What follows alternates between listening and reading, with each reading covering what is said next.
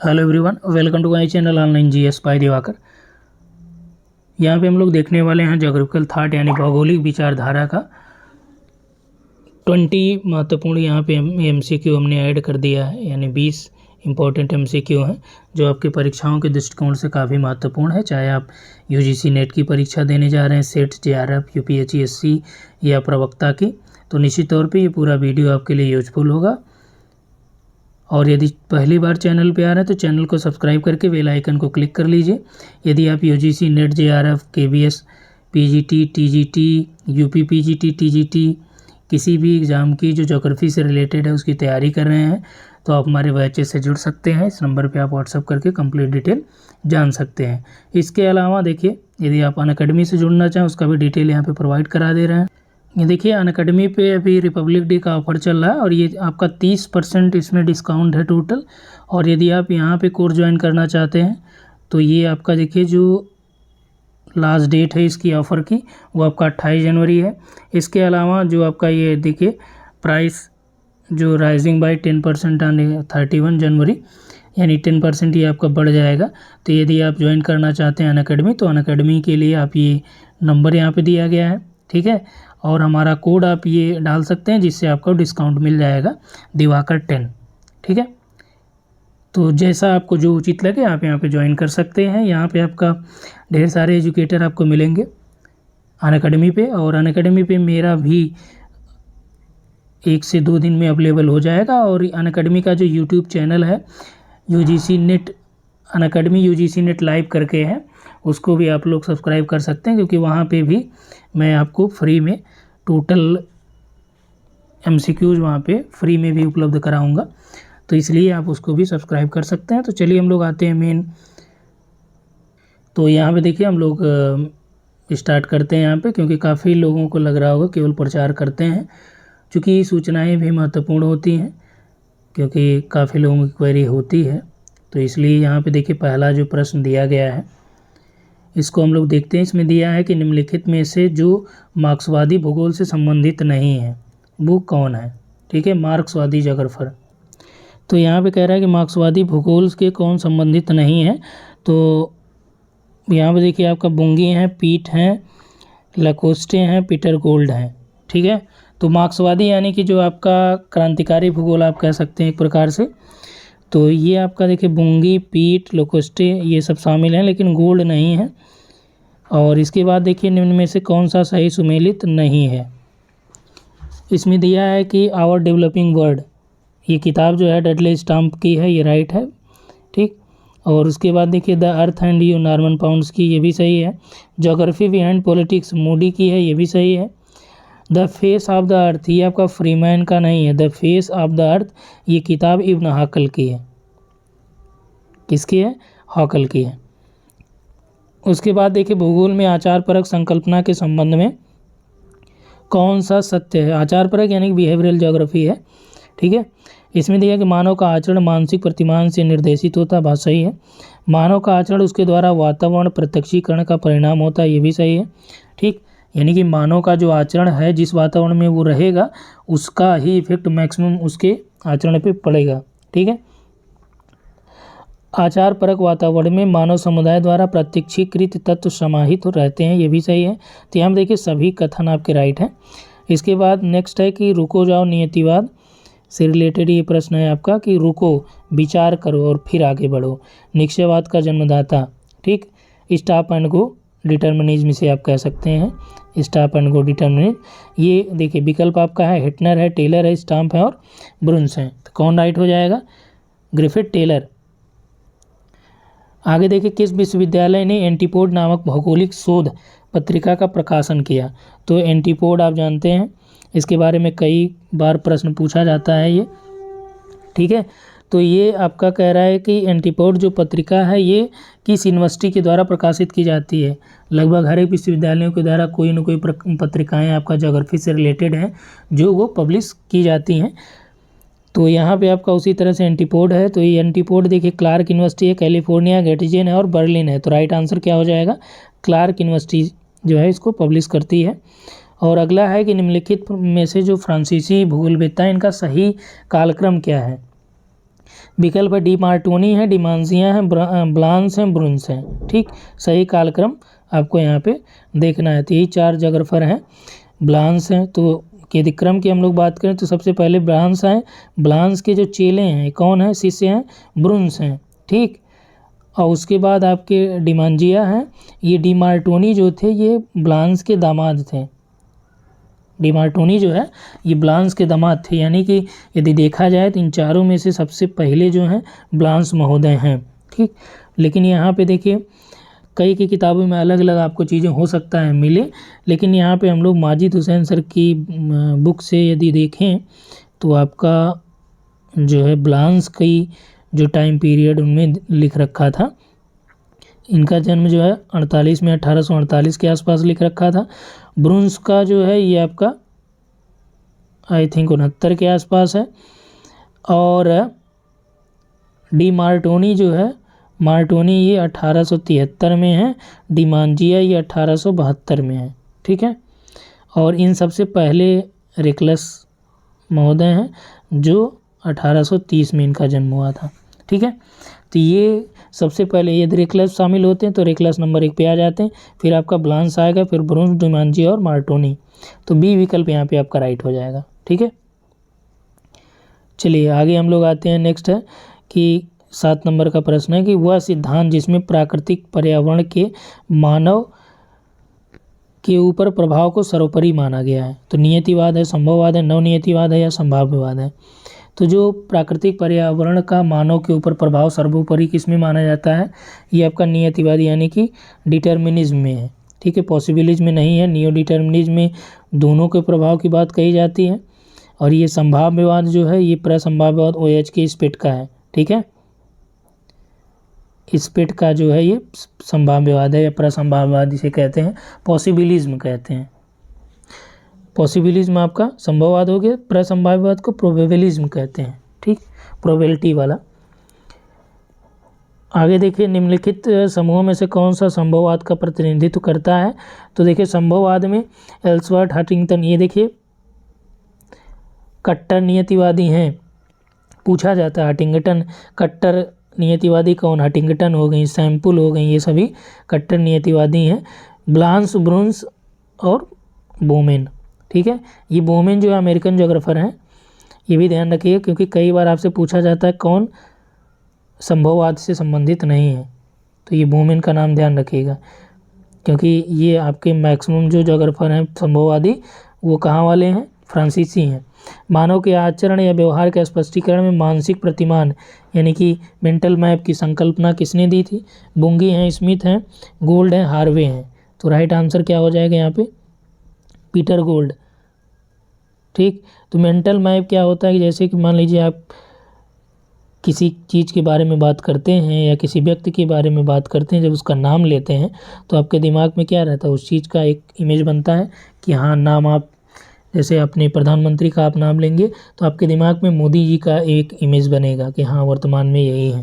ठीक है, तो जो ये इमेज किसी चीज़ को देख के या उसको अनुभव करके या उसके बारे में जान के, तो वही आपका मेंटल इमेज होता है। मानववादी भूगोल का प्रतिपादन, ठीक, यानी ह्यूमनिस्टिक ज्योग्राफी, तो ये किर्क हैं, एंट्रिकिन है, टुआन है, स्पेट हैं। तो टुआन यहाँ पे राइट हो जाएगा। आगे देखिए मानव भूगोल मानव तथा उसके कार्यों का अध्ययन करता है, ये किसने कहा है, वाइट रेनर है, रेडजेल है, डिकेंस पिट्स हैं और डिमांजिया हैं। तो राइट आंसर यहाँ पे आपका हो जाएगा डिकेंस और पिट्स ने ये कहा था कि मानव भूगोल मानव और उनके जो फंक्शंस होते हैं उसी का जो ये स्टडी करता है, ह्यूमन ज्योग्राफी।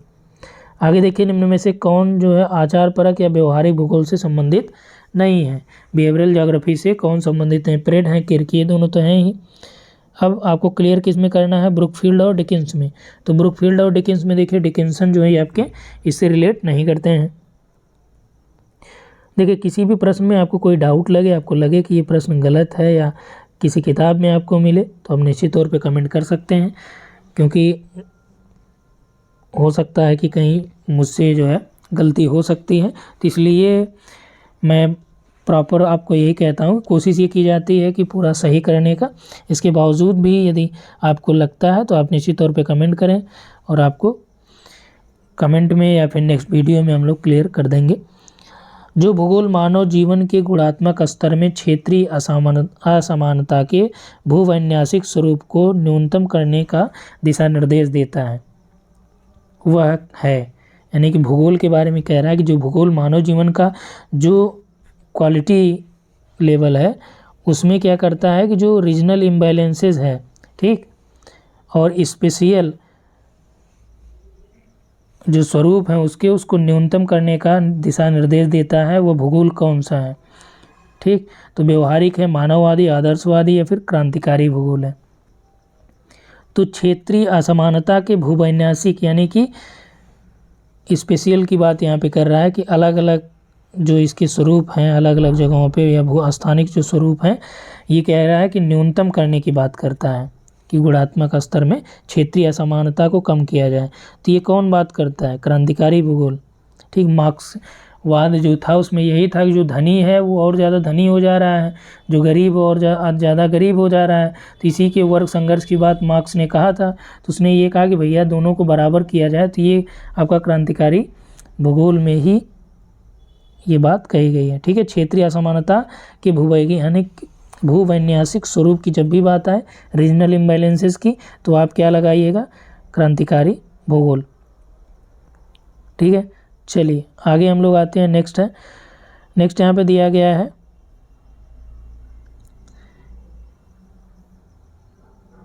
निम्नलिखित में से किस भूगोलवेत्ता ने सर्वप्रथम व्यवहारिक संभववाद शब्द का प्रयोग किया? तो व्यवहारिक संभववाद का वर्ड किसने किया था, यानी बिहेवियरल पॉसिबिलिज्म की बात किसने कही थी? तो ये देखिए आपका रीटर है, ब्रुनसन, टैथम है या फिर टेलर है। तो इसमें राइट आंसर क्या हो जाएगा? टैथम। या आपको यही एक अन्य रूपों में भी मिल सकता है, क्रियात्मक संभववाद, ठीक है, ये ध्यान रखिएगा।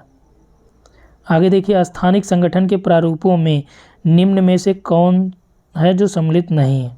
किसमें? स्थानिक संगठन, जो स्पेशल ऑर्गेनाइजेशन होता है, ठीक है। कह रहा है कि अवस्थिति है, परिवर्तन मार्ग या अंतः क्रिया जो होती है, या मध्यवर्ती सुविधाएं या प्रदेश है। तो जो स्पेशल ऑर्गेनाइजेशन में है आपका जो मध्यवर्ती सुविधाएं हैं इसको शामिल नहीं करते हैं, ठीक है। नेक्स्ट है यहाँ पे कि नियतिवाद के विपरीत संभववाद की संकल्पना का प्रतिपादन किसने किया था? रेडजेल, हेटनर, सैम्पुल या ब्लांस। तो संभववाद में आप आँख मूंद के यहाँ लगाएंगे, कुछ सोचना ही नहीं है। आगे है कि कौन नियतिवादी का हिमायती नहीं था? सैम्पुल, ब्लांस, डिमांजिया या मैकेंडर। तो नियतिवाद के हिमायती कौन नहीं है? तो हम देखिए, हिमायती का मतलब ये है कि नीतिवाद का समर्थक, डिटर्मिनिज्म के समर्थक या पर्यावरणवाद के समर्थक। सैम्पुल तो कट्टर समर्थक हो गए, ठीक। मैकेंडर भी हैं समर्थक में। डिमांजिया ये आपके फ्रांसीसी हैं, और ब्लांस, ठीक। तो यहाँ पे जो नियतिवाद का कट्टर हिमायती नहीं था वो आपका ब्लांस, ये ज़्यादा सही उत्तर यहाँ पे ब्लांस है। जोन स्टेटा थ्योरी जो है इसका प्रतिपादन जिस भूगोलवेत्ता द्वारा किया गया वो कौन है? तो जोन स्टेटा थ्योरी यानी कि हिंदी में आपको ये मिलेगा कहीं कहीं कटिबंध स्तर सिद्धांत, ठीक। तो क्या लगाएंगे? ब्लैंचर्ड है, हर्बर्टसन है, जेफरसन है, ग्रिफिथ, टेलर है। तो राइट आंसर क्या हो जाएगा? टेलर, ठीक है। टेलर ने 7 प्रजातियों की बात कही थी जोन स्टेटा थ्योरी में अलग अलग स्तरों पे, और इसी में जो है इनका कटिबंध स्तर जो सिद्धांत था यूजीसी में जो पूछा जाता है उत्तर 5 दिया है। 2015 में पूछा था तो उत्तर 5 दिया था, विकल्प में 7 बनाया ही नहीं, 5-6 बनाया था, और ये 2 बार प्रश्न पूछा गया। केंद्र स्थल शब्द जो जेफरसन ने दिया था, ठीक है। हर्बर्टसन ने क्या किया था? नेचुरल रीजन की बात कही थी। आगे देखिए 19 है, कौन सा युग में जो है सुमेलित नहीं है? Geographical society of India, geographical society of India Hyderabad. तो ये आपका geographical society of India Hyderabad नहीं बल्कि कहाँ पे है? कलकत्ता में है, ठीक है, कलकत्ता में। उसके बाद national geographical society of India ये बनारस में है, राइट है। Indian geographical society Tamil Nadu Chennai में है। The Deccan geographical society Hyderabad में, ये भी आपका राइट है। अगला देखिए, और इस पूरे वीडियो का ये लास्ट है। प्रतिरूप अनुसंधान क्षेत्रों के लिए दृष्टिपथ का कार्य करते हैं। जो प्रतिरूप है, मॉडल है, ठीक, या प्रतिमान जो है, तो ये क्या करते हैं, ये अनुसंधान रिसर्च के क्षेत्रों के लिए दृष्टिपथ का कार्य करते हैं। ये कथन किसका है? चोरले, पीटर हैगेट, ईट्स का है या पीट्स का है?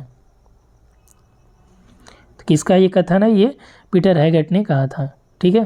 चोरले और पीटर हैगेट ये ज़्यादातर मॉडल या प्रतिमान या प्रतिरूपों से ही रिलेट करते हैं, तो इसको आप ध्यान रखिएगा, ठीक है। तो यहाँ पे आपका टोटल 20 प्रश्न हम लोगों ने देख लिया। अब इन प्रश्नों पे आप कमेंट भी कर सकते हैं कि आपके स्कोर कितने गए या आपको कितने प्रश्न आ रहे थे, ठीक। इसके अलावा देखिए, जो आपका दूसरा चैनल हमने आपको पहले इन्फॉर्म किया था, वनडे जंक्शन, इस पर हमने एक प्लेलिस्ट तैयार कर दी है और इस प्लेलिस्ट को आप लोग देख लीजिएगा, क्योंकि इसमें जो है, इस प्लेलिस्ट में क्या क्या चीज़ें ये भी मेंशन कर दे रहे हैं। इसमें आपका यूपीएससी का देखिए टोटल अब तक जो पेपर हुआ है, तो उसमें यूपीएससी का जो फिजिकल ज्योग्राफी है, यानी भौतिक भूगोल का लगभग 200 प्रश्न है साल में, ठीक है। इसके अलावा इसमें आपका भारत का भूगोल का लगभग 200 प्रश्न है और विश्व के भूगोल का लगभग 100 प्रश्न होगा या 110 के आसपास होगा। तो ये आपका, इसके अलावा क्या है, उसमें ज्योग्राफी में देखिए जियोमॉर्फोलॉजी का उसमें 50 क्वेश्चन है आपका, और आपका ओशनोग्राफी का है उसमें, ठीक है। इसके अलावा डीएसएसबी का सॉल्व है। चैनल का नाम क्या है, फिर से देख लीजिए, वनडे जंक्शन आप सर्च करेंगे यूट्यूब पे जाके मिल जाएगा आपको। क्योंकि इसलिए मैं यहाँ पे बता रहा हूँ आपको, मैं इस चैनल पे भी अपलोड कर सकता था, लेकिन बाद में ये होता है, जैसे एक जगह कलेक्शन की मैं बात कर रहा था, तो इसीलिए इस चैनल पे केवल आपका जो प्रीवियस ईयर पेपर है वही हम लोग सॉल्व करेंगे, ठीक। तो इसलिए एक जगह आपको ये पूरा कलेक्शन मिल जाएगा, तो आपको कई जगह ये भटकना नहीं पड़ेगा। जल्द ही इस पर देखिए आपका यूजीसी नेट और हायर का भी सॉल्व अवेलेबल कराया जाएगा। इसके अलावा जो आपका राजस्थान है उसका भी सॉल्व, और केवीएस का सॉल्व की हमने बात कही थी, तो केवीएस अभी अपलोड नहीं हो पाया है। 20 क्वेश्चन इस पर कराया गया था, 80 अभी बचा है, उसको भी हम करा देंगे। तो इस पर आपका डीएसएसबी का भी है, एनबीएस आपको मिल जाएगा, जो 80 प्रश्न एनबीएस में भी आए थे। ये सारे प्रश्न आपके एनसीईआरटी से आते हैं। और केवीएस की जो एग्ज़ाम डेट देखिए आ गई है, और उसकी यदि हम लोग बात करें तो आपको क्या करना है केवीएस के लिए। केवीएस के लिए सबसे ज़्यादा फोकस्ड आप किस पे रहिए, एनसीईआरटी पे रहिए। और यहाँ पे देखिए प्लेलिस्ट में हमने आपका 11th-12th की एनसीईआरटी का एक प्लेलिस्ट बनाया है। इसमें लगभग 16 लेक्चर आपके हो गए हैं फिजिकल वाले, और आपका ह्यूमन ज्योग्राफी में हमने 5 लेक्चर कराए हैं, जिसमें अंतर्राष्ट्रीय परिवहन, व्यापार, ये सभी है। और ये पूरा आपके सिलेबस में मेंशन किया गया केवीएस के। तो इसलिए आपको क्या करना है, आप टेलीग्राम पे जाके सर्च कर लीजिएगा एनसीईआरटी लाइव, ठीक, ऐसे सर्च कर लीजिएगा, मिल जाएगा। या आप उस पर सर्च कर लीजिएगा टेलीग्राम पे, ऑनलाइन जीएस बाय दिवाकर, ठीक है। तो ये आपका चैनल मिल जाएगा, जो ऑफिशियल चैनल है, तो इसको आप ज्वाइन कर लेंगे तो इसकी लिंक इसमें आपको मिल जाएगी, और इसमें जाके आप ढेर सारे जो वीडियो के कलेक्शन उसको आप देख सकते हैं, ठीक है। तो इस वीडियो में इतना ही। Thanks for watching.